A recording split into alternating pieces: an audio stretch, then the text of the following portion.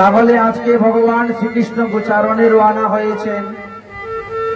ভগবান শ্রীকৃষ্ণের বয়স 5 বছর 2 মাস। কখন রওনা হলেন? কার্তিক মাস শুক্লপক্ষ অষ্টমী তিথি।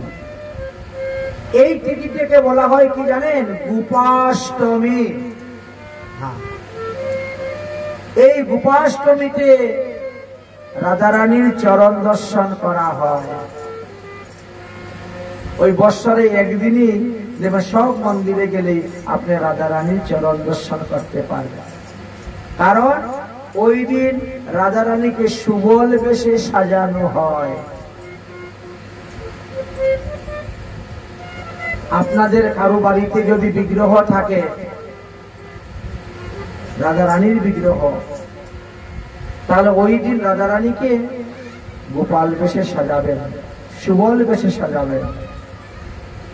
হাতের মধ্যে একটা লাঠি দিবেন গোচারণের, মাথার মধ্যে পাগড়ি বাঁধবেন, পাগড়ি, বুঝলেন? পরনে ধুতি পরাবেন। সুবল যেভাবে সেজে গোচারণ করতে গিয়েছিল সেইভাবে রাধারানীও গিয়েছিলেন। কারণ সুবল এসে রাধারানীর ঘরে বসে রইলেন রাধারানী সেজে, আর রাধারানী সুবল সেজে চলে গেলেন কৃষ্ণের সঙ্গে মিলন করার জন্য। এই জন্য সেই দিন চরণ দর্শন। তো ভগবান শ্রীকৃষ্ণ ছোট ছোট গাভীর বাছুর নিয়ে তো গোচারণ করতে গেলেন, এবং অতি নিকটে, বেশি দূরে যাবেন না। মা যশোদা বলছেন, মহাজনগণ বলছেন, ছোটি ছোটি গাইয়া ছোটি ছোটে গ্বাল, ছোটি ছোটি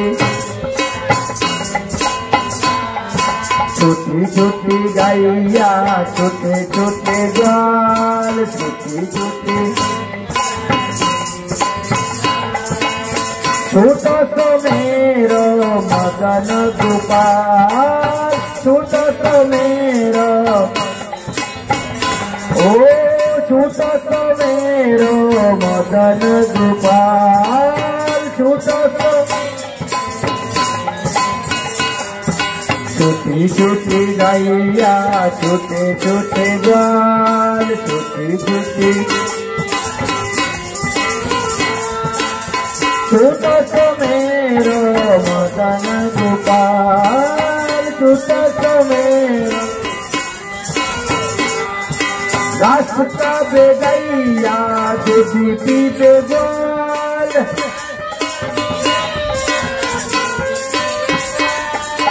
रास्ता पे गैया दूधी पीते ग्वाल,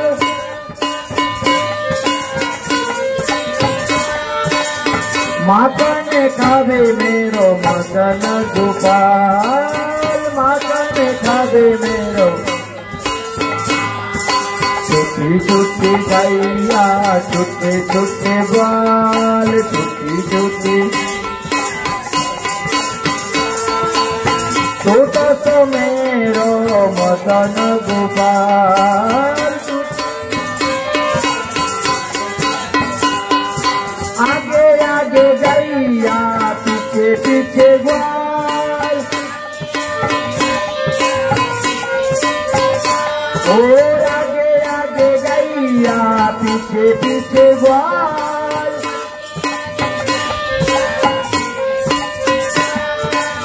बीच में मेरो मदन गोपाल, बीच में छोटी छोटी गैया छोटे छोटे ग्वाल, छोटी छोटी छोटा तो मेरो मदन गोपाल, छोटा तो काली काली गैया गोरे गोरे ग्वाल, ओ काली काली गैया गोरे गोरे ग्वाल।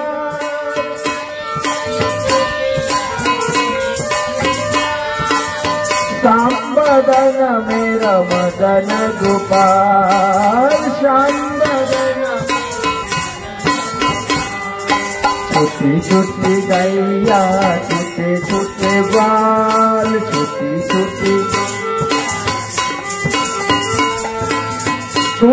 সমের মদন গোপাল ছোটি ছোটি লকটি ছোটি ছোটি হাত ছোটি ছোটি লকটি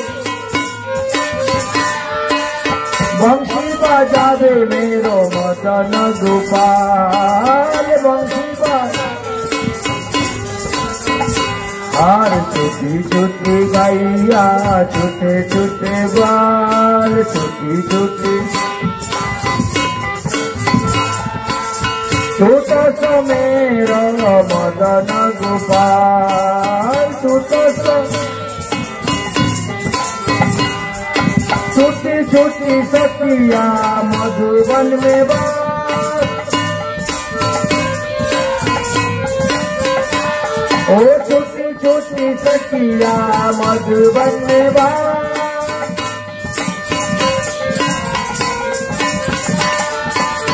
गौ चौरावे मेरो मदन गोपाल गौ चौरावे छोटी छोटी गैया छोटे छोटे बाल छोटी छोटी छोटे समेर मदन गोपाल छोटे ओ छोटे समेर मदन गोपाल बोलो मदन गोपाल भगवान की। भगवान श्रीकृष्ण गोचराते आरम्भ करलेन बन हইতে বনান্তরে যেতে শুরু করলেন। শ্রীরাম বৃন্দাবনে 12টি বন আছে, 32টি উপবন আছে, 24টি কানন আছে। একে একে যাচ্ছেন, শুনতে পেলেন কংস। কংস শুনতে পেলেন কৃষ্ণ এখন গোচারণ করতে বেরিয়েছে, এই তো তাকে মারার সুযোগ। এতদিন নন্দগ্রাম পর্বতের উপরে ছিল বলে তাকে মারতে পারি নাই, কারণ সেখানে মহাদেবের অভিসম্পাদ আছে। যদি কোনো দৈত্য দানব অসুরাক্ষর যায় তাহলে সে মরে যাবে। আর এই জন্য তিনি পাঠাইলেন বৎসাসুর নামে এক অসুরকে। বৎসাসুর অসুরের রূপ ধারণ করে আসলেন, ভগবান শ্রীকৃষ্ণ তাকে মারলেন। তারপরে পাঠাইল বকাসুর, বকাসুরকেও ভগবান শ্রীকৃষ্ণ বধ করলেন। বকাসুরকে বধ করার পরে পাঠাইলেন অগাসুর, কিন্তু অগাসুরকে ও ভগবান বধ করেছিলেন। তার সংবাদ পাওয়া গেল 1 বৎসর পরে। প্রতিদিন গোচারণে যে সমস্ত ঘটনা ঘটত, গোপ বালকগণ এসে সবাই হই হই রই রই করে ব্রজে এসে বলতো আজকে কৃষ্ণ মস্ত বড় এক অসুরকে বধ করেছে।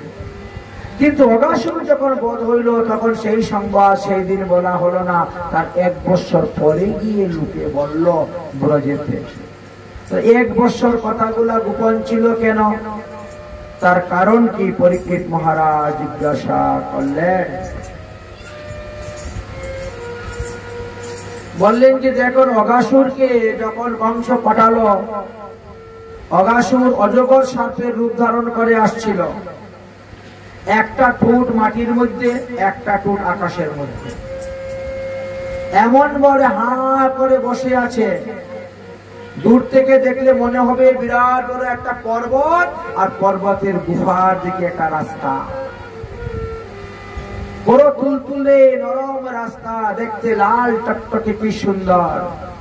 তাই সকারাসর ওই অগাসুরের ভিতরে বসেছেন বিশ্রাম করার জন্য।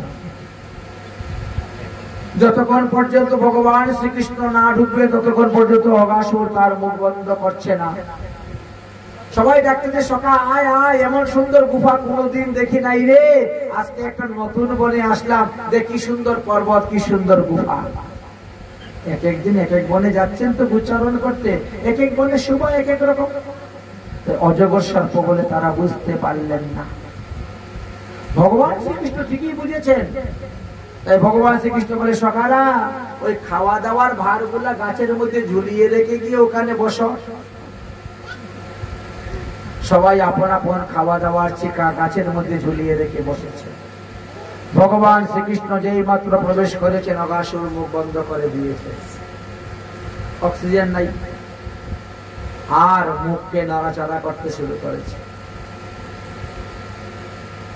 সব শাখারা মারা গেল। ভগবান শ্রীকৃষ্ণ যখন ত্রিবিক্রম রূপ ধারণ করলেন, এমন তেজ প্রভাব দিলেন যে তার ব্রহ্মতালু ফেটে গেল। অগাসুর মারা গেল। অগাসুরের মুখ থেকে সমস্ত সখাদেরকে বের করে নিয়ে আসলেন। অমৃতময় দৃষ্টির দ্বারা তাদেরকে সুস্থ করে দিলেন। হ্যাঁ কানাই, তুই এত বড় একটা অসুর মারলে, ঠিক আছে চল এখন খাওয়া দাওয়া করি। সবাই খেতে বসেছেন, এমন সময় ব্রহ্মা এসেছেন ব্রহ্মলোক হইতে। দেখি তো ভগবান কি করতেছেন। কংসকে বধ করার জন্য তিনাকে পাঠাইলাম, আর 5 বছর গত হয়ে গেল, এখনো কোনো খবর নেই।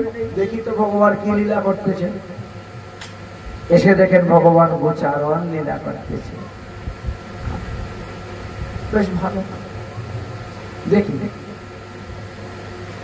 ভগবান ব্রহ্মাকে পর্যন্ত মুহের মধ্যে ফেলে দিলেন। দৈবীয় সংকুলময়ী মৌমায়া দূরত্বয়া, ভগবানের মায়া এমন অপার। ব্রহ্মাকে তো ভগবান দেখে ফেলেছেন, আসেছ তুমি, আচ্ছা ঠিক আছে দেখো আমার লীলা আমি কি করি। ভগবান শ্রীকৃষ্ণ বলছেন, মধুমঙ্গল সখা, প্রতিদিন আমি ঘর থেকে খাবার আনি আর তুমি আমার খাবার খাও, আমার খাবারে ভাগ বসাও, তাই না? আজকে তোমাদের বাড়ির পাশে আসছি গোচারণ করতে, অতএব তোমার ঘরের খাবার নিয়ে আসো, আজকে আমি খাবো। মধুমঙ্গল তখন ঊর্ধ্বশ্বাসে রওনা হয়েছে, বাড়িতে গিয়ে বলছে, ওমা কৃষ্ণ আজকে বায়না করেছে আমাদের ঘরের খাবার খাবে, অতএব যা আছে ঘরে খাবার দাও। মধুমঙ্গলের মা বলছে, ঘরে তো কিছু খাবার নেই, তোর বাবা গেছে ভিক্ষা করতে, ভিক্ষা করে আসবে, যা পাবে তবে তো রান্না করবো। বলে তাহলে এতক্ষণ তো অপেক্ষা করা যাবে না, কৃষ্ণ তো আর এতক্ষণ অপেক্ষা করবে না, 12টার মধ্যে তার খাওয়া দাওয়া হওয়া চাই, ওদের যা কিছু আছে একটা কিছু দেয়। হঠাৎ করে মনে হলো যে ঘরের মধ্যে 4-5 দিনের পচা কিছু দই আছে। 4-5 দিনের পচা দই কিন্তু মুখে নিয়ে খেতে পারবেন না, কিন্তু দই যত টক হয় করি তত স্বাদ হয়। এই জন্য চিন্তা করলেন যে তাহলে আমি করি বানিয়ে দেই। বেসন দিয়ে সুন্দর করে একটু করি বানিয়ে দিলেন, দিয়ে বললেন যা এইটাই নিয়ে যা। ওমা খাবে তো? ও খাবে, খাবে না কেন? খাবে। মানে কৃষ্ণ তো তাজা মাটা খায়, তাজা মাখন খায়। এই 4-5 দিনের বাসি বলে না, নিয়ে যা। মধুমঙ্গল নিয়ে যাচ্ছে আর মনে মনে চিন্তা করতেছে, মাঝে রান্না করে দিলেন, এটা খেতে কেমন স্বাদ হইল, আমি একটু খেয়ে দেখি। যদি এখন ওখানে নিয়ে যাই আর সকাল যদি মুখের মধ্যে দিয়ে থুতু করে ফেলে দেয়, তাহলে এত দূর সকাল সামনে আমি বড় অপমান হব, লজ্জিত হব। আমি একটু আগে চেটে খেয়ে দেখে নিই কেমন স্বাদ হলো, মা বানিয়ে দিয়েছেন যখন। মধুমঙ্গল আগে খেতে শুরু করে দিয়েছে, বড় স্বাদ হয়ে যেত। মুখের মধ্যে দিয়ে তো দেখে একেবারে অমৃতের মতো স্বাদ। তাহলে আর একটু খাই, কৃষ্ণ তো এতটা খেতে পারবে না, এতগুলো তো কৃষ্ণ খেতে পারবে, আর একটু খাই। ওই খাচ্ছে আর আসছে, খাচ্ছে আর আসছে, কৃষ্ণ তো খেতে পারবে না। মধুমঙ্গল একাই খাচ্ছে। কৃষ্ণ কিন্তু সখাদের সঙ্গে কথা বলতে বলতে দেখে ফেলেছে যে মধুমঙ্গল খাচ্ছে আর আসছে। কৃষ্ণ বলছে, মধুমঙ্গল মাসিমা আমার জন্য বানিয়ে দিলেন খাবার, আর তুমি রাস্তার মধ্যে খেয়ে নিচ্ছ। হ্যাঁ দাঁড়াও, তোমার মজা দেখাচ্ছি। বলে বলে কৃষ্ণ দৌড় দিয়েছে ধরার জন্য। আর মধুমঙ্গল চিন্তা করলো, কৃষ্ণ ধরলে তো আর খেতে পারবো না, আমি ঘাপ ঘাপ করে যা পারি খেয়ে নিই। করে একবার ঢুকিয়ে দিতে পারবো। গাল দুটা ফুলে গেছে, বেশি করে মুখে ঢুকালে তো গাল ফুলে যায়। কৃষ্ণ বড় চতুর, গিয়ে 2 গালের মধ্যে দিয়েছে কিল। গালের মধ্যে কিল দিলে কি অবস্থা হয়, ভুট করে বেরিয়ে গেছে একেবারে। গিয়ে কৃষ্ণের একেবারে নাকে মুখে চোখে সব পরিবর্তন পড়ে গেছে। এবার কি হয়েছে অবস্থা, মধুমঙ্গল কৃষ্ণের গাল ধরে চাটতে শুরু করেছে, জিহ্বা দিয়ে কৃষ্ণের গাল ধরে চাটে, আর কৃষ্ণ মধুমঙ্গলের গাল ধরে চাটতে শুরু করেছে। ব্রহ্মা বলে, এ আবার কে, কেমন লীলা রে? তাহলে তো ইনি আবার আসল ভগবান নয়। ভগবানকে তো কেউ কোনোদিন উচ্ছিষ্ট বস্তু খেতে দেয় না। উত্তম দ্রব্য খেতে দেবে। ভগবানের খাওয়ার আগে কেউ খায় না। বর্তমান জগতে কেউ কেউ আছেন রান্না করতে করতে একটু জিহ্বায় নিয়ে দেখে লবণটা বেশি হইলো না কম হইলো, তারপরে ভগবানের ভোগ দেয়। এটা নিয়ম নয়। লবণ কম হোক বেশি হোক যাই হোক, এভাবে আপনি আগেই মুখে নিয়ে স্বাদ দেখতে যাবেন না। ভগবানের ভোগের পরে আপনি মুখে নিয়ে দেখেন লবণ কম হইলে লবণ মিলিয়ে দেন, শেষ। কিন্তু আপনি যদি খেয়ে স্বাদ বুঝে নিলেন তারপরে ভোগ লাগাইলেন, কারণ আপনি তো সত্যরসের উপাসক নয়, আপনি দাস্যরসের উপাসক। তাহলে আপনি ভগবানের আগে খাবেন কেমন করে? যে সত্যরসের উপাসক ছিল সে খেয়েছে, কারণ তারা বনে জঙ্গলে যেতেন, কত রকমের ফল আছে, কোনটা বিষ ফল কে জানে। আবার আমরা যদি বিষ ফল খাইয়া মরি তাহলে কৃষ্ণ বাঁচিয়ে দিবে। কৃষ্ণ বললে কে বাঁচাবে? এই জন্য সকালে আগে ফলটা নিয়ে খেত। সব ফলের নাম তো চিনে না, সব ফল তো জানে না, এক এক দিন এক এক বনে উচ্চারণ করতে যায়। এই জন্য ওরা আগে ফলটা খেত, খেয়ে ভালো মিষ্টি স্বাদ নে কানাই খা। তার ভাবটা আলাদা ছিল, তার প্রেমটা আলাদা ছিল। আমি তো সেই স্তরে পৌঁছতে পারি নাই, তো আমি আগে খেয়ে ভগবানকে ভোগ দিব কেমন করে? ওরা তো ভগবানের নিত্য সিদ্ধ পার্ষদ, আমি কি ভগবানের পার্ষদ নাকি? আমি তো ভগবানের পার্ষদ না, আমি তো জীবাত্মা, আমি তো দাস্যভাবে উপাসনা করি। অতএব প্রভুর আগে দাসের খাওয়া চলবে না। এই তো সন্দেহ হয়ে গেল। তাহলে মনে হয় এই কৃষ্ণ আমার সেই কৃষ্ণ নয়। ভগবানের ভগবত্তার উপরে সন্দেহ এসে গেল। আর সন্দেহ দূর করার জন্য তখন তিনি কি করলেন? ওই সুযোগে ভগবানের সমস্ত গাভী বাছুর গুলাকে চুরি করে নিয়ে চলে গেলেন পরীক্ষা করার জন্য। যদি স্বয়ং ভগবান হন তাহলে তিনি জানবেন যে ব্রহ্মা আমার বৎসগুলাকে হরণ করে নিয়েছে, এই ব্রহ্মা আমার বৎস দে বলবেন। আর যদি স্বয়ং ভগবান না হন, নকল ভগবান হন, তাহলে তিনি বনে বনে ঘুরে বেড়াবেন, আমার গরুর বাছুর কোথায় গেল খুঁজে পাচ্ছি না, কান্না করেন। পরীক্ষা তো এখানেই হয়ে যাবে। ভগবানকে পরীক্ষা করতে গিয়ে ভগবানের বাছুর গুলাকে চুরি করে নিয়ে গেলেন। সকারা বলছে, ভাই আমাদের গরুর বাছুর গুলো একটা খুঁজে পাচ্ছি না রে। কৃষ্ণ বলছে, তোরা বসে খাওয়া দাওয়া পর আমি দেখে আসতেছি। যেই ভগবান শ্রীকৃষ্ণ গাভীর বাছুর দেখতে গিয়েছেন, ব্রহ্মা এসে সকাদেরকে চুরি করে নিয়ে চলে গেছে। ভগবান সবকিছু জানা সত্ত্বেও ব্রহ্মার কাছে গেলেন না। হে ব্রহ্মা, তুমি আমার কোনো ক্ষতি করতে পারো না, আমার কোনো লোকসান করতে পারো না, বরং আমার উপকারই করেছে।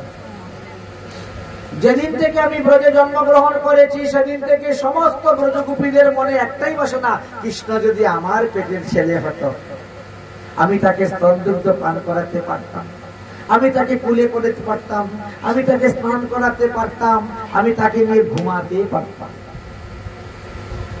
কিন্তু সে তো রাজার ছেলে, নন্দ রাজার ছেলে, সবার অধিকার নাই কুলে নেওয়ার, আদর করার।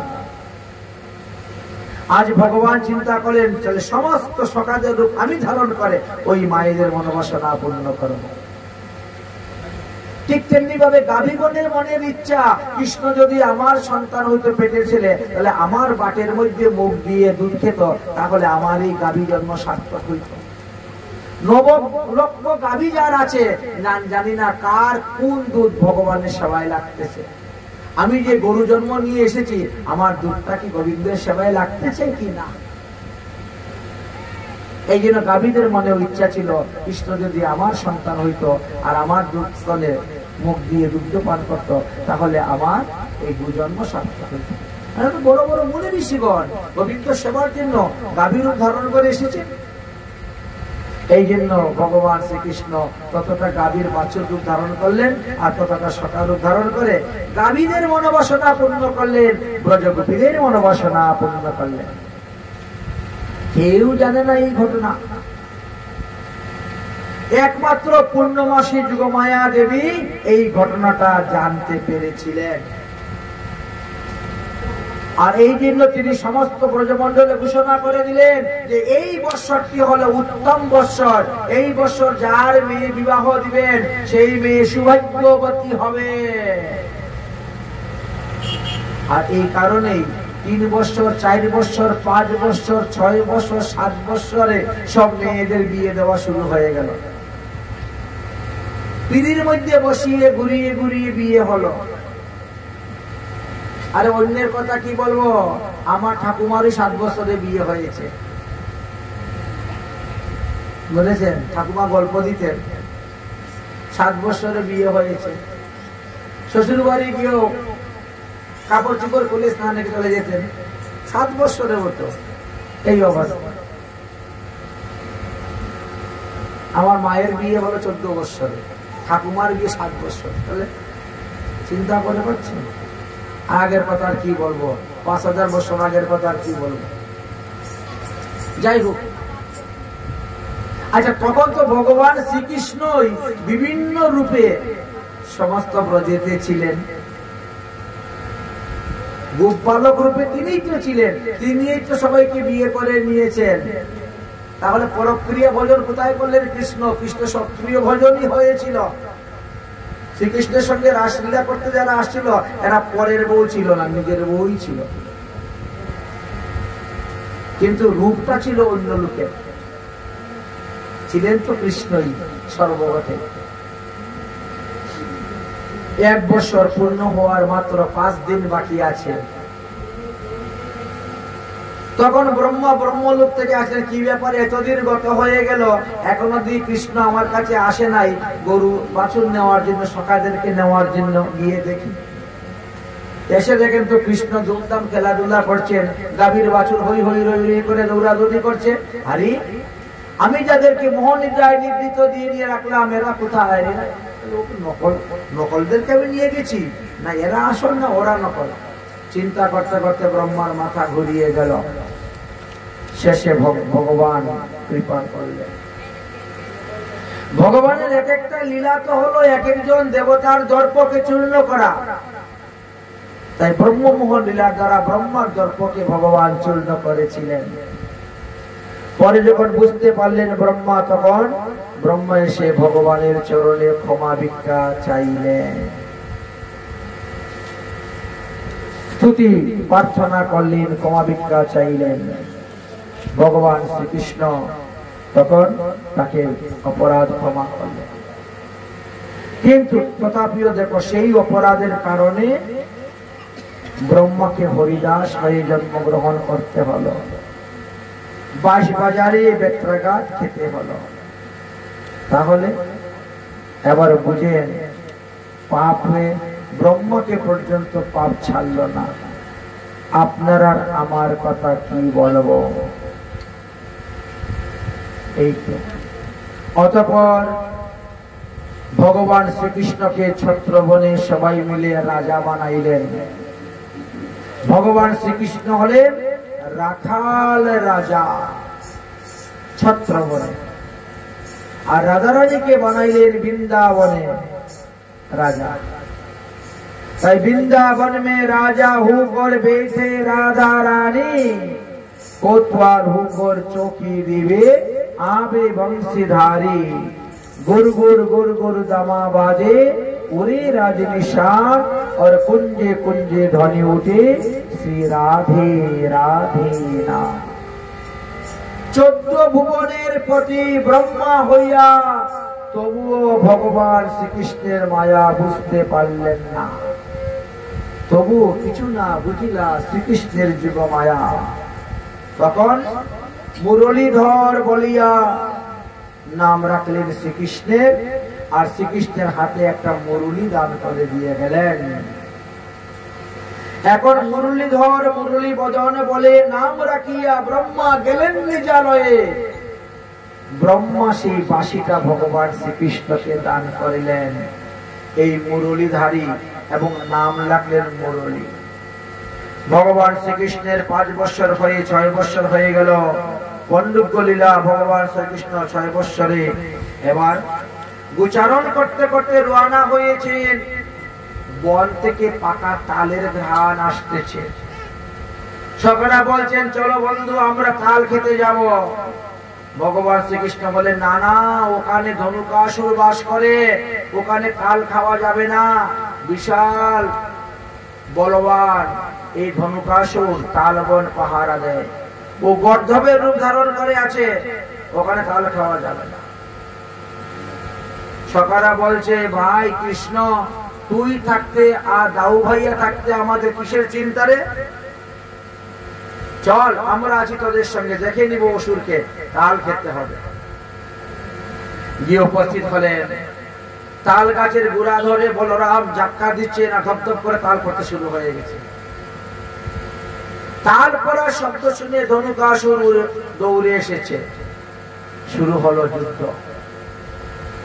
এই ধনুকাসুর তিনি প্রহ্লাদের বংশে জন্মগ্রহণ করেছিলেন বলে ভগবান তাকে মারতে গেলেন না। কারণ প্রহ্লাদের কাছে, বলি রাজার কাছে প্রতিশ্রুতি দেওয়া ছিলেন তো, যে তোদের বংশের কাউকে আমি মারব না। এই জন্য বলরামকে পাঠাইলেন, দাও ভাইয়া যাও, তুমি যুদ্ধ করো। বলরাম যুদ্ধ করতে করতে করতে করতে ওই ধনুকাসুরকে বধ করলেন। গোপালগণ হই হই রই রই করে বাড়িতে ফিরে এসে বলছেন, मैया मैया दाऊ भैया ने एक गधा को मार दिया।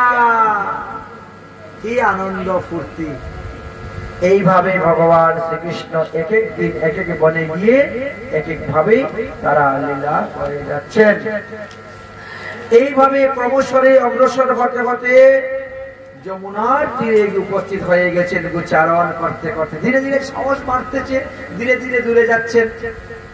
গোচারণের তীরে গিয়েছেন, আর সেখানে যাওয়ার পরে ওই সমুদ্রে যমুনার একটা হ্রদ ছিল, হ্রদ যমুনাতে, এটার নাম কালীয় হ্রদ।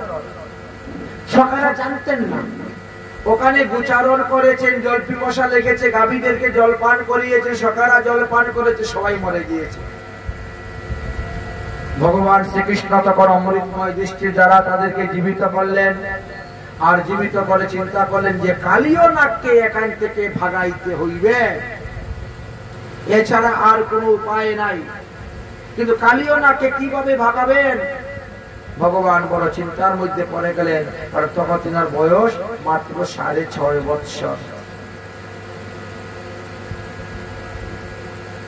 এত বলবান কালীয় নাগকে কেমন করে ভাগাবেন? যা হবার আজকে হয়ে গেছে, কালকে আসবো কালীয় নাগকে এখান থেকে ভাগানোর জন্য উপায়। গোচারণ থেকে চলে গেলেন বাড়িতে। পরে কি সকালবেলা কি হয়েছিল, রাজা রানীর একটা উড়না ছিঁড়ে গেছে। তো ছিঁড়া উড়না রাজা রানী ফেলে দিয়েছেন। মধুমঙ্গল ওটাকে পেয়ে নিয়ে ঘুরিয়ে ঘুরিয়ে একটা বল বানিয়েছে, কাপড়ের বল। রাজা রানী উড়না দিয়ে কাপড়ের বল। যমুনার তীরে গিয়েছে, খেলা শুরু হয়েছে, বল দিয়ে একজনে আরেকজনের পিঠের মধ্যে মারবে, বল খেলা, ছোট বল, কাপড়ের বল। আর মারতে মারতে ভগবান শ্রীকৃষ্ণের কাছে চলে এসেছে বল। ভগবান যে হাতে, আরে এটা তো রাধা রানীর কাপড়। রাধা রানীর প্রসাদী বস্ত্রের মধ্যে রাধা রানীর শক্তি আছে। তার কৃষ্ণ বলেন শক্তি আর শক্তিমান, দুজন এক হয়ে গেলেন। বলে তাহলে আজকে আমি কালীয় নাগকে দমন করতে পারবো। শক্তি এবং শক্তিমান, রাধা বিনা শ্যাম আধা। রাধা রানীর প্রসাদী উড়না পেয়ে কৃষ্ণের মনে সাহস এসে গেল। কৃষ্ণ বলছেন, মধুমঙ্গল এবার তোকে মারবো বল দিয়ে। মধুমঙ্গল এদিক থেকে ওদিক যায়, ওদিক থেকে ওদিক যায়, দৌড়াদৌড়ি। কৃষ্ণ মারতে মারতে এমন জুড়ে মেরেছেন, একবার কালীয় হ্রদের মধ্যে ফেলে দিয়েছেন। খেলার কি ছলনা! মধুমঙ্গল তো রেগে গেছে, আজকে সকালবেলা আমি এই বলটা বানিয়ে এনেছি এত কষ্ট করে, আর তুই জলের মধ্যে ফেলে দিয়ে যা, আমার বল নিয়ে আসতে হবে, দিতে হবে। আরম্ভ করে দিয়েছে সবাই গালাগালি কৃষ্ণকে। কৃষ্ণ বলে ঠিক আছে ঠিক আছে ভাই, বল আনবো। বল আনবে, কাপড়ের বল। আস্তে আস্তে জল খেয়ে পুষ নিচে চলে গেছে। এটি প্লাস্টিকের বল, জলের মধ্যে ভাসবে, 7-8 দিকে নিয়ে আসবে। কৃষ্ণ তখন কদম্ব গাছের উপরে উঠেছেন, লাফ দিয়ে পড়বেন, বল যেখানে পড়ে সেখানে। সকাল অন্যরা বলছে না না ভাই আমার বল আনতে হবে না, তুই যাইস না, ওটা কালীয় নাগের হ্রদ। কালকে মনে নাই গরু বাছুর জল খেয়েছিল বলে সব মারা গিয়েছিল, দরকার নাই দরকার নাই, কৃষ্ণ বল আনতে হবে না, বল আনতে হবে না, যাইস না। কিন্তু কৃষ্ণর জিদ, তুই আমাকে একটা বলের জন্য গালি দিলে, ওই বল এনেই তোকে দিব। কৃষ্ণ যখন লাফ দিয়ে ঝপ করে পড়লেন কালীয় না হ্রদের মধ্যে, এমনি কালীয় নাগের স্ত্রীরা দৌড়ে এসেছে। হে বালক, তুমি কে, তুমি কে, তুমি কোথা থেকে এসেছো, তোমার কি সাহস? এই কালীয় হ্রদের উপর দিয়ে যে কোনো পাখি যায় সে মরে যায়, এই কালীয় হ্রদের জল যে পান করে সে মরে যায়, তুমি কোন মায়ের সন্তান, তুমি এসেছো এখানে, যাও পালাও পালাও, কালীয় নাগ এখনো ঘুমাচ্ছে, হে পুত্র তুমি যাও। কৃষ্ণকে পুত্র বলে সম্বোধন করলেন, যাও পুত্র, আমরা চাই না কোনো মায়ের বুক খালি হোক, কালীয় নাগ এখন ঘুমিয়ে আছে, যাও তুমি যাও। বলে না আমি আমার বল নিতে এসেছি তো। বলে তুমি এখানে দাঁড়াও, আমরা বল এনে দিচ্ছি। কৃষ্ণ বলে খবরদার, আমার বলে কেউ হাত দিব না, আমার বল আমি নিয়ে যাব। সাহসটা কত ছেলে, এইটুকু একটা বাচ্চা, কোনো কথাই মানলেন না। ভগবান শ্রীকৃষ্ণ চলে গেলেন, কালীয় নাগের সামনে থেকে বল আনলেন। বল আনার সময় কি করছেন, কালীয় নাগের লেজের মধ্যে দিয়েছেন পা দিয়ে একটা পা, কত ঘুমাচ্ছিল, আঘাত পেয়ে উঠে গেছে। যাবে কে রে, আমার এখানে এসেছিস, বলি সুবল মারছে। ভগবান শ্রীকৃষ্ণ পট করে তার ফোনার মধ্যে ধরে করেছেন, ধরে মটকা মেরে ভেঙে দিয়েছে। আরে ফোনা দিব, সমস্ত ফোনা তো তার, ও যে ফোনা দিতে সেই ফোনার মধ্যে ধরে ভাঙতে শুরু করেছে। শুরু হয়ে গেছে যুদ্ধ। যুদ্ধ করতে করতে কালীয় নাগের 1000টা ফোনাকে একেবারে ভেঙে দিয়েছে, নাকে দিয়ে মুখে দিয়ে রক্ত বমি করতে শুরু করেছে। আর ভগবান তার মাথার মধ্যে উঠে নৃত্য করতে শুরু করেছেন। তাণ্ডব গতি মণ্ডল পর নাচত গিরিধারী, তাণ্ডব গতি মণ্ডল পর নাচত গিরিধারী, পম পম পম পগত গত পম পম পলিহারি, বিম বিম বিম বিনতি করত নাগব দুহারি, তাণ্ডব গতি মণ্ডল পর নাচত গিরিধারী, তাণ্ডব পর মণ্ডল গত নাচত গিরিধারী। ভগবান তাণ্ডব নৃত্য শুরু করে দিয়েছেন। তাণ্ডব নৃত্য করছেন আর লাঠি মারছেন, তাণ্ডব নৃত্য করছেন আর লাঠি মারছেন। করতে করতে তার ফনা সব একেবারে মাটির সঙ্গে মিশে গিয়েছে। নাগবধূগণ এসে বলছেন, ক্ষমা ভিক্ষা চাইছেন। ভগবান বলছেন, এক্ষুনি তুমি এইখান থেকে আমার বৃন্দাবন ধাম ত্যাগ করে তুমি চলে যাও রমণক দ্বীপে। তুমি তো রমণক দ্বীপে থাকতে, তাহলে তুমি রমণক দ্বীপে চলে যাও, আমার বৃন্দাবনের যমুনার জল শোধন করতে চাই। প্রভু আমি যাব কেমন করে, আমি গরুরের ভয়ে ভীত হয়ে এখানে এসে আশ্রয় নিয়েছিলাম, কারণ গরুর পাখি উপরে অভিসম্পাদ ছিল সৌবরী ঋষির। গরুর পাখি যদি বৃন্দাবনে আসে তাহলে সে মারা যাবে, আর এই কারণে আমি রমণিক দ্বীপ থেকে এসে এখানে আশ্রয় নিয়ে লুকিয়েছিলাম। আমি যদি আবার রমণিক দ্বীপে যেতে চাই, গরুর পাখি ধরে আমাকে খেয়ে ফেলবে। প্রভু ভগবান বলেন, চিন্তা নাই, তোমার মস্তকের উপরে আমার চরণ চিহ্ন আছে, তাই আমার চরণ চিহ্ন আছে বলে গরুর তোমাকে খাবে না। দ্বিতীয় কথা হলো, আমি তোমাকে রক্ষা করার জন্য আমি তোমার পিছনে পিছনে যাব, রমণিক দিক পর্যন্ত তোমার পিছনে পিছনে আমি যাব, গরুরের হাত থেকে আমি তোমাকে রক্ষা করব। তুমি সপরিবারে বৃন্দাবন ধাম ত্যাগ করে রমণিক দ্বীপে যাও। ঠিক আছে প্রভু, তাই হবে। শোনো আরেকটি কথা, ওই বৃন্দাবন ধাম থেকে যাওয়ার সময় কখনো পিছন দিকে ফিরে আবার বৃন্দাবনের দিকে তাকাবে না। যদি পিছন দিকে ফিরে বৃন্দাবনের দিকে তাকাও, সেখানেই তুমি পাথর হয়ে যাবে, শিলা হয়ে যাবে। ভগবান শ্রীকৃষ্ণ এইভাবে তাকে সাবধান করলেন, সতর্ক করলেন। তখন কালীয় নাগ বলছে, প্রভু আপনি যে আমার পিছনে পিছনে আসতেছেন ওটা আমি বুঝবো কেমন করে? বলে কেন? আমার পায়ের নপুরের ধ্বনি তুমি শুনতে পাবে। আমার পায়ের নপুরের ধ্বনি যখন শুনতে পাবে তো বুঝতে পারছে আমি আসতেছি, যাও হাঁটো চলো। যেই বলছেন এমনি কালীয় নাগ উঠলেন, আর উঠে তিনি রওনা হলেন রমণক দ্বীপের দিকে যাওয়ার জন্য। বৃন্দাবন থেকে 8 কিলোমিটার দূর যাওয়ার পর জেট নামে একটি গ্রাম আছে। ওই স্থানে যাওয়ার পরে আর নপুরের ধ্বনি শুনতে পাচ্ছে না। এই জন্য কালীয় নাগ পিছন দিকে ফিরে তাকালো, যে বৃন্দাবনের দিকে এমনি পাথর হয়ে গেল। আজও পর্যন্ত সেটা আছে পাথর অবস্থায় কালীয় নাগ। 84 কোটি ব্রজমণ্ডল পরিক্রমা করার সময় সেই স্থান দর্শন করা হয়। বড় সুন্দর লীলাস্থান। যাই হোক, ভগবান শ্রীকৃষ্ণ যখন জল থেকে উঠলেন, যখন কালীয় নাগকে দমন করে জল থেকে উঠলেন, সমস্ত শরীর ঠান্ডা হয়ে গিয়েছে। সকারা তো সব কৃষ্ণ সুখী সুখী। কৃষ্ণের শরীরকে বরফের মতো ঠান্ডা দেখে সবাই চিন্তায় পড়ে গেলেন কি করা যায় উপায়। কৃষ্ণকে ঘুম পাতিয়ে দিয়ে সবাই হাত টিপতে শুরু করেছে, পা টিপতে শুরু করেছে। সূর্যদেবকে আরাধনা করতেছেন, হে সূর্যদেব, তোমরা 12 জন সূর্য একসঙ্গে এসে উদয় হয়ে আমার কৃষ্ণের শরীরটা গরম করে দাও। এই জন্য ওই দিবসে 12 সূর্য একসঙ্গে উদিত হয়েছিলেন। আমরা আগের দিন বললাম না, এক এক মাসে এক একজন সূর্য আসেন, 12 জন সূর্য।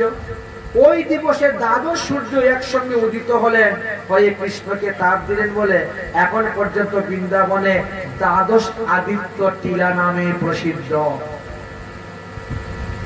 12 আদিত্য টিলা, আদিত্য মানে সূর্য। কৃষ্ণকে তাপ দিল, কৃষ্ণের শরীর গরম হলো, কিন্তু দেখতে দেখতে সন্ধ্যা হয়ে গিয়েছে। আজকে আর বাড়িতে যাওয়া যাবে না, চলো আজকে আমরা এই 12 আদিত্য টিলা এই স্থানেই আজকে বাস করবো যমুনার তীরে। কংস যখন জানতে পারলেন তখন তিনি কি করলেন? দাবাগ্নিকে পাঠাইলেন, যাও সমস্ত পর্বতের মধ্যে সেই টিলার মধ্যে আগুন লাগিয়ে দাও আর কৃষ্ণপুরে মরে যাও।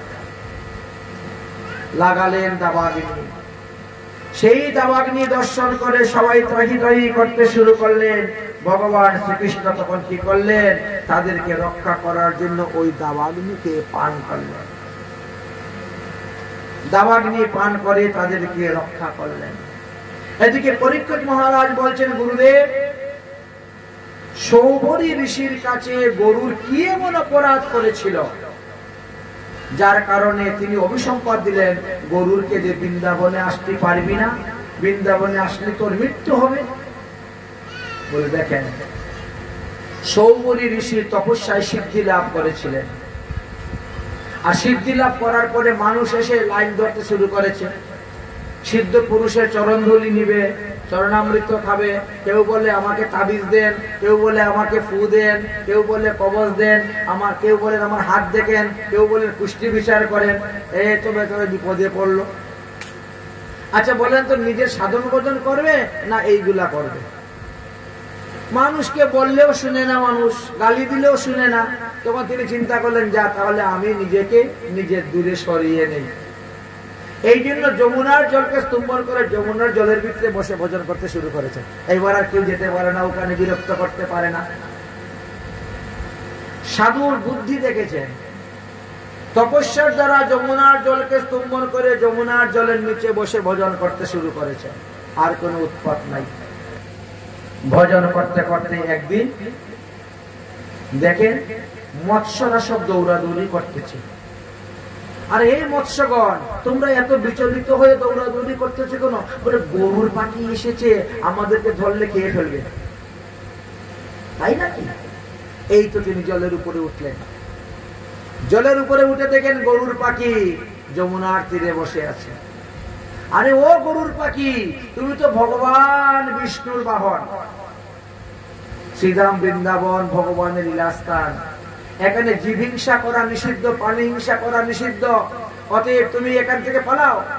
গরুর বলছে, আমার পেটের ক্ষুধায় সহ্য করতে পারছি না, আর আমি চলতেও পারছি না, অতএব আমি আমার আহার গ্রহণ করব, তারপরে যাব। বলে তাই বলে তুমি বৃন্দাবনের যমুনা জলের মাছ খাবে? বলে তাতে কি হয়েছে, আমি তো পশু, আমি তো পাখি, আমি পাখি, আমি মাছ খাইলে দোষ হবে না, আমি কূপ যুগ মাকড় সাকড় ধরে খাইলে দোষ হবে না, দোষ হবে মানুষের। মানুষ যদি খায় তাহলে তার দোষ হবে, পশু পাখিদের দোষ হয় না। বাঘ দৌড়িয়ে হরিণকে ধরে শিকার করে খাচ্ছে, হরিণ মেরে, তার পাপ হয় না। সিংহ হরিণ ধরে খাবে, তার পাপ হবে না। কিন্তু মানুষ মাছ ধরে খাইলেও পাপ। মানুষ আর পশুর মধ্যে পার্থক্য আছে। ওসব আমি বুঝি না। এই বৃন্দাবন ধামে তুমি কোন প্রাণীকে খেতে পারবে না। যাও গরুর, গরু বলছে যাব না। যাবে না, সঙ্গে সঙ্গে হাতে জল নিয়েছেন। হে গরুর, তুমি যদি শ্রীরাম বৃন্দাবনের একটা মাছ ধরে খাও তাহলে তোমার মৃত্যু হইবে। যদি আর কোনদিন এই বৃন্দাবনে আসো তোমার মৃত্যু হইবে, অভিশাপ। এমনি গরুর উঠে পালানো, পালিয়েছে, আর কোনদিন গরুর বৃন্দাবনে আসে নাই। এই কথাটা কালীয় নাগ জানতে পেরেছিলেন। কালীয় নাগ এই কথাটা জানতে পেরেছিলেন। গতকালকে বললাম না পদ্রু আর বনিতার গল্প। গরুর যখন মায়ের দাসত্বগিরি মুক্ত করলেন, মুক্ত করার পরে বললেন, ওরে কালীয় নাগ, তোর কারণে আমার মা এত বছর তোর মার দাসত্বগিরি করেছে, তুই হলে প্রধান শত্রু। তুই যদি তোর সহস্র ফনা দিয়ে ওই দেবরাজ ইন্দ্রের ঘোড়াকে না ধরতে জড়িয়ে, তাহলে আমার মার দাসত্বগিরি করতে হতো না। তোর কারণে করেছে, অতএব তোকে খাবে। এই জন্য গরুর ছুটে গেলেন কালীয় নাগকে খাওয়ার জন্য। মারামারি করলেন। কালীয় নাগ সেখান থেকে পালিয়ে রমণক দ্বীপে চলে গেছিলেন, আর কিন্তু গরু রমণক দ্বীপে গিয়ে উপস্থিত খাওয়ার জন্য। তখন সব সর্বরা মিলে মিটিং করলেন যে আপনি আমাদেরকে এইভাবে খাবেন না, আমরা প্রতিদিন আপনাকে একটা করে সর্প দিব, এক একটা পরিবার থেকে একটা করে সর্প দিব, আপনি আমাদেরকে খাবেন না। গরুর প্রতিদিন রমণক দ্বীপে যেতেন, গিয়ে একেবারে রাজা বাদশার মতো বসতেন, আর একটা করে সাপ আসতো, ধরে খেয়ে চলে আসতেন। এক এক পরিবার থেকে হচ্ছে, আর শেষে কালীয় নাগের পরিবার থেকে পড়ে গেছে পালা। কালীয় নাগ বলছে আমি যাব, স্ত্রী বলে আমি যাব, ছেলে বলে আমি যাব, মেয়ে বলে আমি যাব, কিন্তু পরিবার থেকে একজন যেতেই হবে।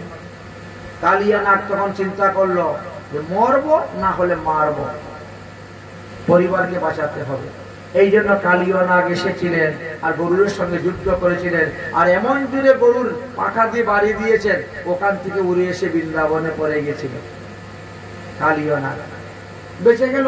বৃন্দাবনে গরুর আসে না বলে হাজার হাজার বৎসর সে এখানে বাস করেছিল। কিন্তু আজ ভগবান শ্রীকৃষ্ণ তাকে সেখান থেকে পাঠিয়ে দিলেন। এইভাবে ভগবান শ্রীকৃষ্ণ লীলা করেছিলেন।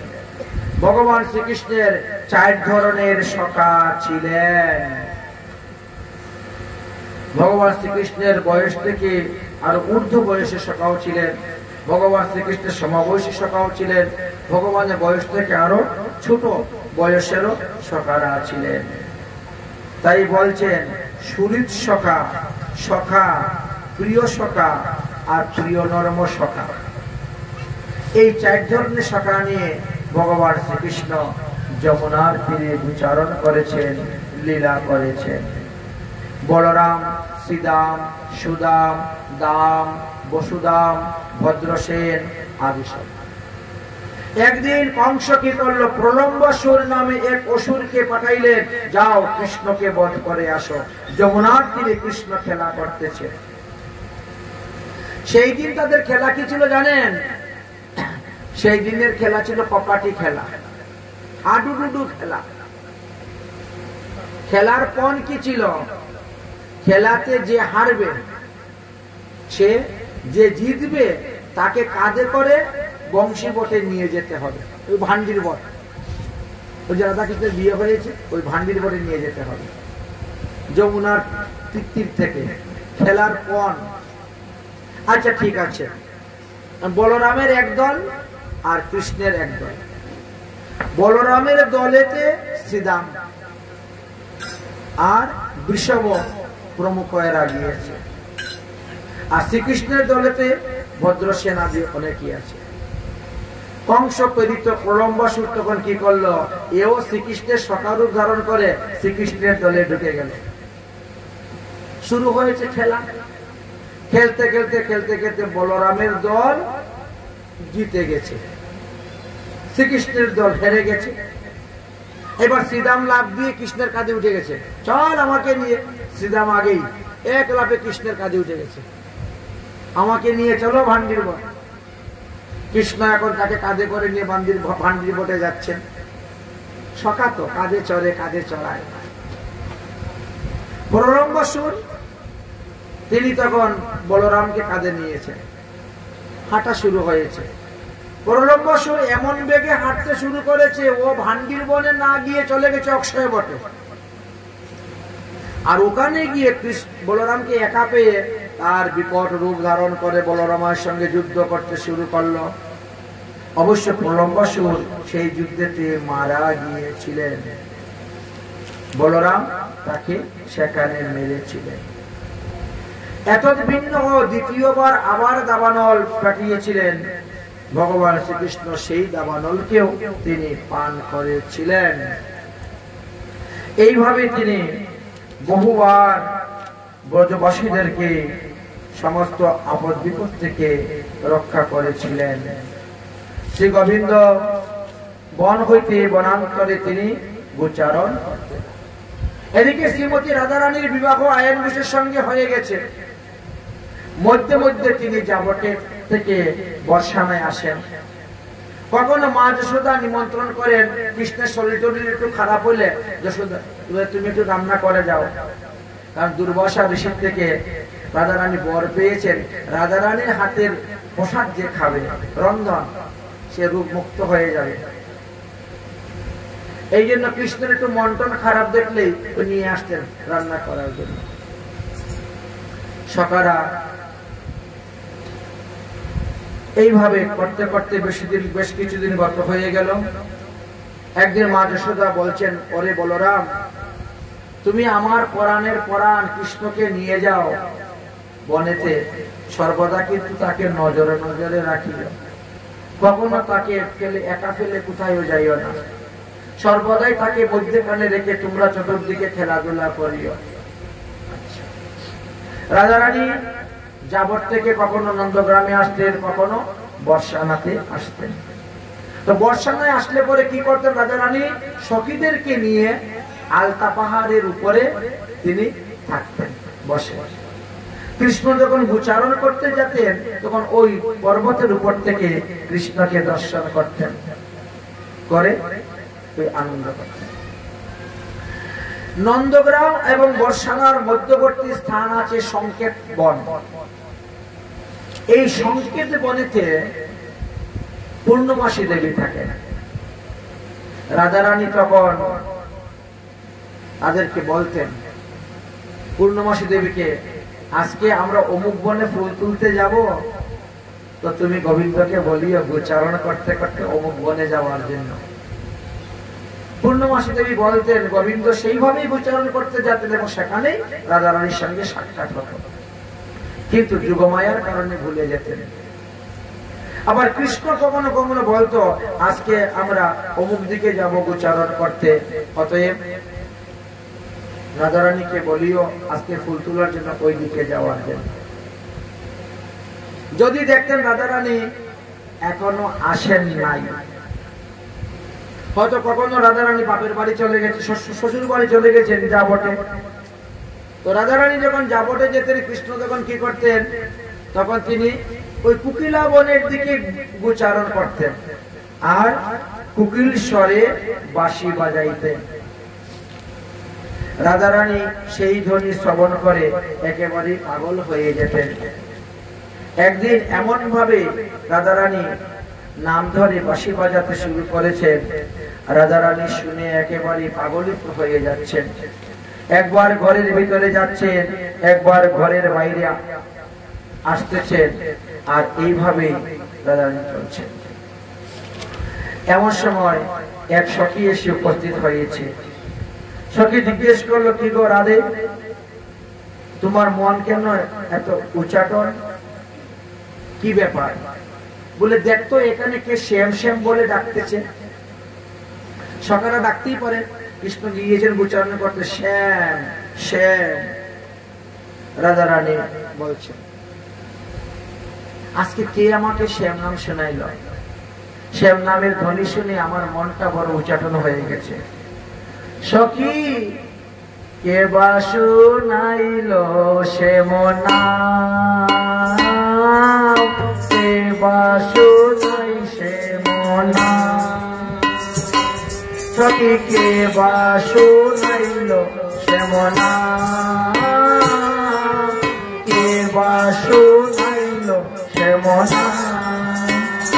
আমার কানের ভিতর দিয়া মরমে পশিল গো, কানের ভিতর দিয়া মরমে পশিল গো। আকুল করিল মন প্রাণ, আকুল করিল মন প্রাণ,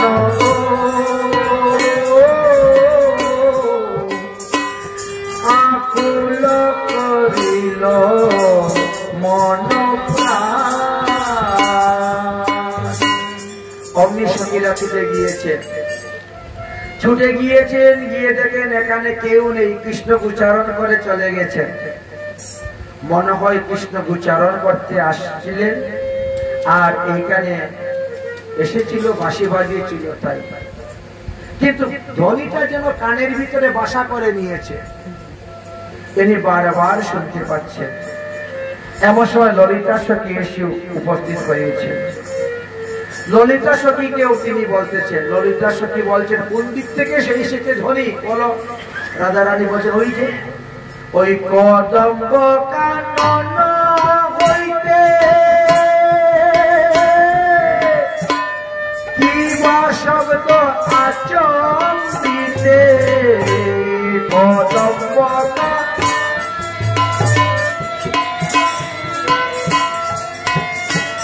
কি বা শব্দ আচম্বিতে আসিয়া শিল মূল কানে, আসিয়া শিল মূল কানে। ললিতা সখী তাড়াতাড়ি ছুটে গেলেন, কদম্ব কাননের দিকে গিয়ে তন্ন তন্ন করে খুঁজলেন, কিন্তু কাউকে দেখতে পেলেন না। রাধা রানীকে বললেন, ওগো রাধা রানী, তুমি এত ছটফট করিও না, কারণ তুমি তো দুই কুলে পা দিয়েছ, তুমি এখন কুলবধূ, তোমার শাশুড়ি ননদী সর্বদা তোমাকে চুপি চুপি থাকে, চুপি চুপি দেখে, যদি কিছু পায় তাহলে রাধা কলঙ্কি বলে জগতে ভূষণ করবে, সাবধান। আমরা চেষ্টা করবো গোবিন্দের সঙ্গে তোমার মিলনের ব্যবস্থা করে দিতে।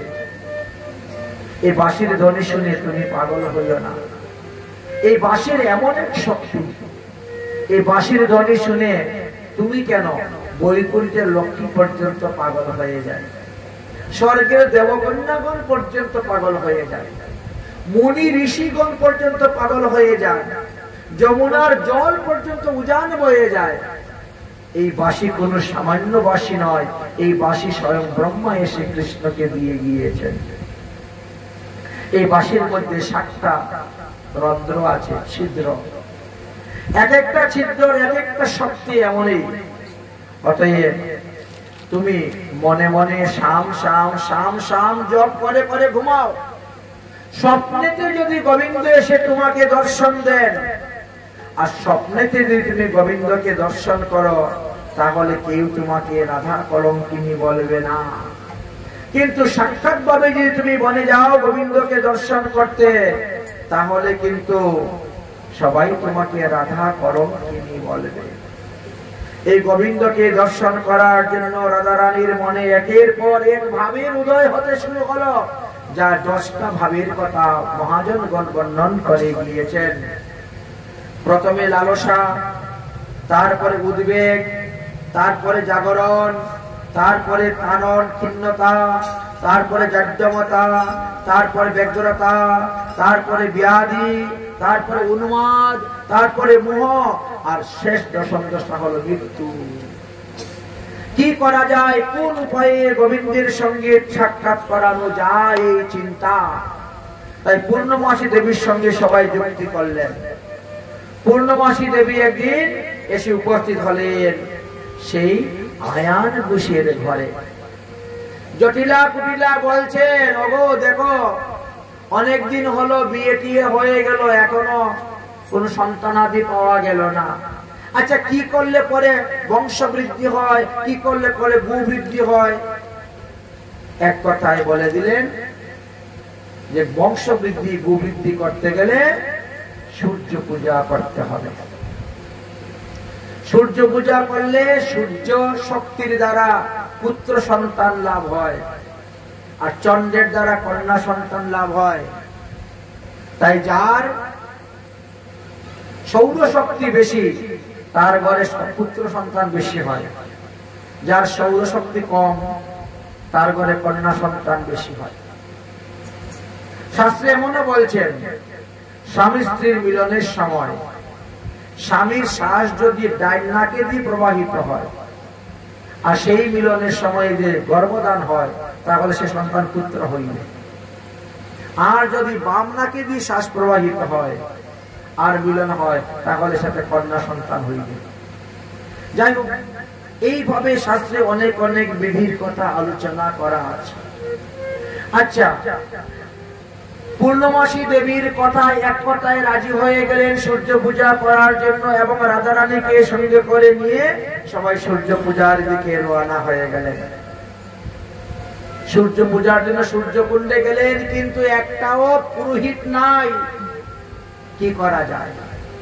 মধুবঙ্গ তখন ভগবান শ্রীকৃষ্ণকেই পুরোহিত সাজালেন, সাজিয়ে নিয়ে গেলেন। আর এইভাবে সূর্য পূজার ছলেতে রাধা গোবিন্দের সেখানে মিলন হয়েছিল। রাধারানী গোবিন্দকে পাওয়ার জন্য কত জায়গায় গিয়েছেন, কত খোঁজা খুঁজেন জানেন, একটু দর্শন করার জন্য। কিন্তু বিধি বড় বলবান, কখনো মিলে কখনো না মিলে, সবদিন হয় না। তাই মহাজনগণ বলছেন, राधा ढूंढे रे रहे किसी ने मेरा शाम देखा, राधा ढूंढे रे रहे किसी ने मेरा शाम देखा, किसी ने मेरा शाम देखा, किसी ने मेरा शाम देखा। ओ राधा ढूंढे रे रहे किसी ने मेरा शाम देखा,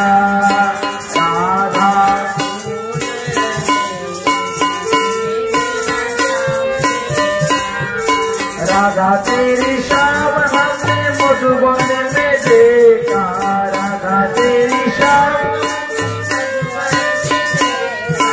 मधुबन में देखा, हमने मधुबन में देखा। ओ बंशी बजाते हुए राधा तेरी शाम देखा, बंशी बजाते राधा तेरी शाम देखा। राधा ढूंढे रहे किसी ने मेरा शाम देखा, राधा ढूंढे रहे किसी ने मेरा शाम देखा। তো যে যেখানে বলছে রাধারানী সেখানেই যাচ্ছেন দর্শন করার জন্য, কিন্তু দর্শন পাচ্ছেন না বলে মনের মধ্যে বড় দুঃখ, মনের মধ্যে বড় কষ্ট, মনের মধ্যে বড় জ্বালা। কিন্তু কি করবে, দৈবের বন্ধন। এইভাবে বেশ কিছুদিন গত হয়ে গেল। এবার রাধারানী মনে মনে চিন্তা করলেন যে আমি শ্রী গোবিন্দকে এখন অনুরোধ করব যে গোবিন্দ তুমি এইভাবে রাধা রাধা নাম ধরে আমাকে আর ডাকিও না। তাই রাধারানী মুরলীকে অনুরোধ করছেন, মুরলীরে বিনতি করিবার বার, স্বামীর অধরে থাকিয়া রাধা রাধা নামকে লইয়া তুমি আমায় না ডাকিও আর।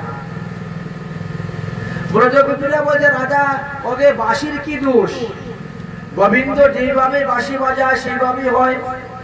অথচ গোবিন্দকে বল যে তুমি এইভাবে রাধা নাম বলে ডাকিও না আমাকে, কারণ গুরুজনরা শুনতে পালে আমার অপমান হইবে।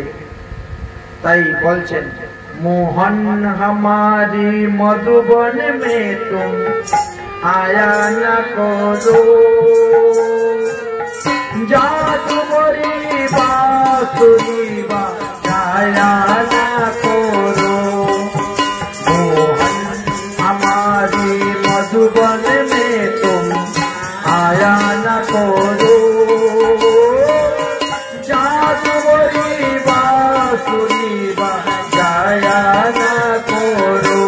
ओ प्यारे जादू मोरी बांसुरी बजाया न। सूरत तुम्हारी देखते सोलोनी सामने, सूरत तुम्हारी देखते सोलोनी सामने, सुन के तुम्हारी बांसुरी का हो गई बाबरी। मक्खन चुराने वाले दिल चुरा ना करो, मक्खन चुराने वाले दिल चुरा ना करो। जादू मोरी बांसुरी बजाया ना करो। ओ प्यारे जादू मोरी बांसुरी बजाया ना करो। পূর্ণমাসী দেবী বললেন যতই কৃষ্ণ বাঁশি বাজাক না কেন, যতই তোমার নাম ধরে ডাকুক না কেন, যে যে রসের ভক্ত সে বাঁশির সুর সেইভাবেই শুনে। রস আমাদের 12টা আছে, তার মধ্যে 5টা হলো মুখ্য রস আর 7টা হলো গৌণ রস। শান্ত, দাস্য, বাৎসল্য, সত্য, মধুর। তাহলে কৃষ্ণ যখন বাঁশি বাজায় যায় যে রসের ভক্ত সে সেই রকমই শুনতে পায়। অতএব রাধারানী তুমি ভয় করিও না, ভয় করিও না। কৃষ্ণ তোমার নাম ধরে ডাকতে আনন্দ পায়, তাই তোমার নামে বাঁশি বাজাইলেও অন্যরা কেউ শুনতে পাবে না। জানো কৃষ্ণ যখন বাঁশি বাজায় তখন যার যেমন কান সে তেমনি শুনে। অরে যশোমতি শুনে বাঁশি ননি দেও মাথায়, যশোমতি শুনে বাঁশি ননি দেও মাথায়, নন্দ বাবা শুনে বাঁশি ধরম নিয়ে যায়। শ্রীরাম সুদাম শুনে বাঁশি চলো বুঝতে যায়। রাধা রানী শুনে বাঁশি ঘাটে সরাই। বলরাম শুনে বাঁশি ডাকে দাদা দাদা। কোকিলাকে শুনে বাঁশি বলে বলে বরদা। ব্রজবালা শুনে বাঁশি ধেনু লয়ে যায়। দুয়ারে সাজায় তারা আরতি সাজায়। গোপীগণ শুনে বাঁশি ঘাটে এসো যায়। মহিলা যে শুনে বাঁশি বলে কোথায় গেল রাই বাঁশি বাজে কিন্তু একটি সুরে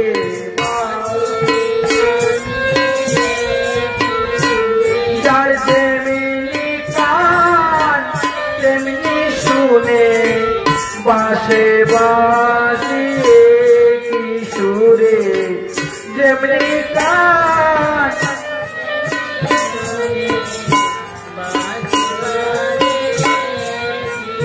তাই শ্রীমতী রাধারানীর কে সান্ত্বনা দান করলেন। রাধারানী বলছেন তাহলে কি করে আমরা গোবিন্দকে লাভ করতে পারব? সখীরা বলছেন পূর্ণমাসী দেবী বললেন তোমরা কাত্যায়নী দেবীর ব্রত করো, কাত্যায়নী দেবীর পূজা করো। কখন করতে হবে? হেমন্তে প্রথম মাসে অর্থাৎ অগ্রায়ণ মাস। অগ্রায়ণ মাসে কাত্যায়নী দেবীর পূজা করো আর পূজা করে দেবীর কাছে প্রার্থনা করো কাত্যায়নী মহামায়ে মহামায় যোগিনীশ্বরী নন্দগোপ সুতং দেবী পতিমে কুরুতে নমঃ। এইভাবে যদি করো তাহলে কাত্যায়নী দেবীর কৃপায় অবশ্যই তোমরা পাইবে শ্রীকৃষ্ণকে। ব্রত শুরু হয়ে গেল, আরম্ভ করলেন ব্রত, কিন্তু সব সময় তো কৃষ্ণকে পাওয়া যায় না। কৃষ্ণ যখন বিচারণে যান গোপীরা সব দরজার মধ্যে দাঁড়িয়ে দেখেন আর মনে মনে আফসোস করেন এ দেখে না গর শুন হে মুরলীধর এ দেখে না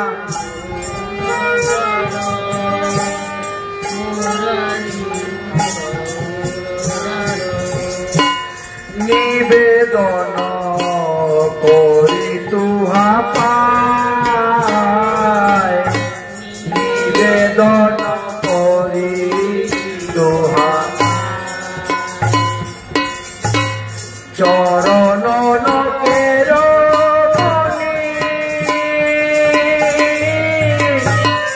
কিবা সেইটা দরটা তুমি ভালো শুভে তোমার গলায় ভালো শুভে তোমার শ্রীদাম সুদাম সঙ্গে যখন বনে যাও রঙ্গে তখন আমি দুয়ারে দাঁড়াই তখন আমি দুয়ারে দাঁড়াই মনে করি সঙ্গে যাই গুরুজনার ভয় পাই মনে করি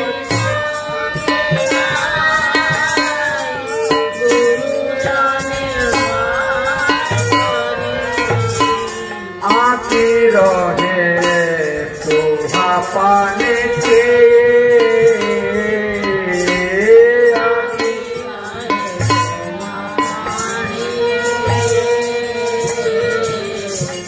আকি রহে তোহা পানে আগে তালিকা দেও তবে তো ভঙ্গ হবে না। চাই নবীনে গোপানে তুহা বধু পরে মনে চাই নবীনে গোপানে তুহা বধু পরে মনে এলাইলে যে সোনাহি বাজি এলাইলে কেশর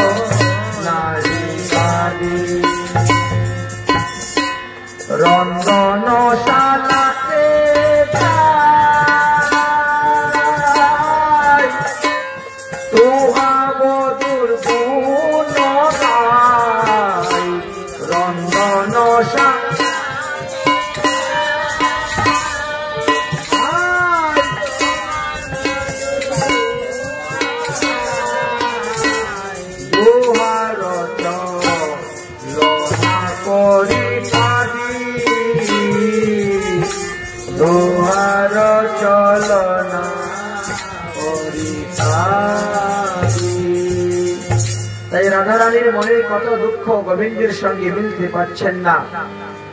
দেবী কাত্যায়নীর ব্রত আরম্ভ হলো। ব্রত করতে করতে 1 মাস গত হয়ে গেল, আর অগ্রহায়ণ মাস পার হয়ে ফাল্গুন মাস চলে আসলে, পৌষ মাস চলে আসলো। ভগবান শ্রীকৃষ্ণ মনে মনে চিন্তা করলেন, গোপীরা ব্রত করতেছে আমাকে পাওয়ার জন্য, তাদেরকে ব্রতের ফল প্রদান করতে হবে। তাই ভগবান শ্রী গোবিন্দ কি করলেন, একদিন সকালবেলা যে উপস্থিত হয়েছেন সেই যমুনার তটে গিয়া দেখেন গোপীগণ কি করতেছেন।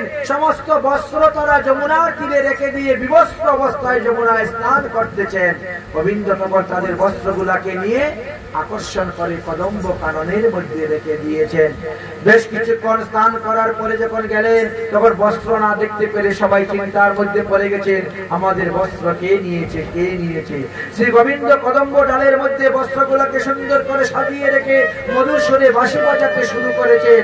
তারা দেখতে পেয়ে বলছেন, হে গোবিন্দ, তুমি আমাদেরকে বস্ত্রগুলা দাও। গোবিন্দ বলছেন, তোমাদের বস্ত্র বলে তার প্রমাণ কি? যার যে বস্ত্র সে চলে আসো, এসে আমার কাছে বলো, তবেই আমি দিব।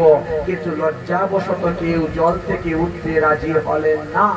আর এদিকে পৌষ মাসের শীত, ঠান্ডার মধ্যে যমুনা ঠান্ডা জলে কটকট করে ঠকঠক করে দাঁত নড়তেছে, কাঁপতেছে, কি করবেন, কোনো উপায় নেই।